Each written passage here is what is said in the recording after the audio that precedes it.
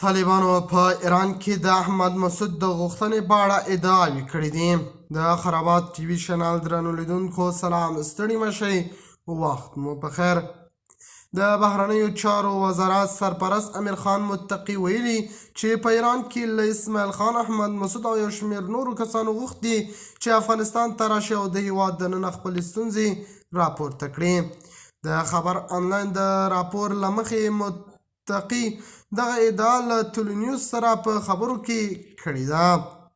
له بلې خوا د افغان پوځ یو پخوانی جنرال او د متحدې جبهې مشر سمیع سادات وایي د امریکا کانګرس ته یې په افغانستان کې د القاعده شبکې د حضور او نړۍ ته د ګواښ په اړه معلومات ورکړي دي چې هغه معلومات هم دروغ ختلي. د طالبانو حکومت احمد مسعود او سمیع سادات ته یې غبرګونونه هم ښودلي، ځکه دغه دواړو پر طالبانو زیات تورونه لګولي دي. بیا له بلې خوا د پاکستان د محدودیتونو له وجې افغانستان 80% سوداګري د ایران له لارې کیږي. د افغانستان پاکستان د ګډې سوداګرۍ ښوونې مسؤلین وایي د پاکستان له لوري د یو شمېر محدودیتونو رامنځته کولو له امله د افغانستان 80% ترانزیټي سوداګري اوس د ایران له لارې کیږي.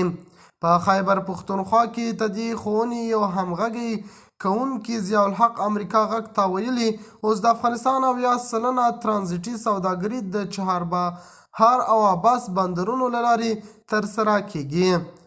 د نوموړي په وینا له همدې امله یوازې په خیبر پښتونخوا کې د پاکستان په ترانزیټي برخو او ګمرکونو کې شاوخوا 20,000 کسانو خپلې دندې له لاسه ورکړې دي.